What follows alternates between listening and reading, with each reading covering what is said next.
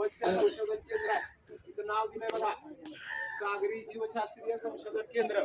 सागरी जीवशास्त्रीय संशोधन केंद्र म्हणजे काय, तर हा सर्व समुद्र आहे विस्तीर्ण. या समुद्रामध्ये अनेक जलचर प्राणी राहतात, त्यांचं वास्तव्य आहे. या प्राण्यांचं किंवा जलचरांचं संवर्धन आणि जतन करणं, संरक्षण करणं त्या प्रजातींचं, हे या संशोधन केंद्राचं काम आहे. डॉक्टर बाबा अंतर्गत मत्स्यनैव संग्रहालय चालवलं. जलचर सगळ्या असतात तिकडे, खाऱ्या प्रजाती या ठिकाणी असे की त्यांना तसं वातावरण क्रिएट करावं लागतं. आणून ज्या जलचरांचं असेल तशा पद्धतीनं मध्ये किंवा त्या देवमासा, देवमासा हा सस्तन प्राणी तो, आणि हा देवमासा जो आहे त्याची लांबी किती आहे माहिती आहे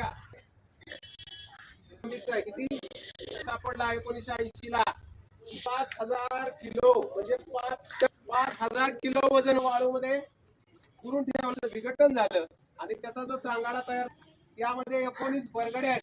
बोलले का, त्याचा सांगाडा आपण जो विचार करतो आहे उन्हाळ्यामध्ये, तो त्याला दिवसाला आणि तो प्रवास करू शकतो.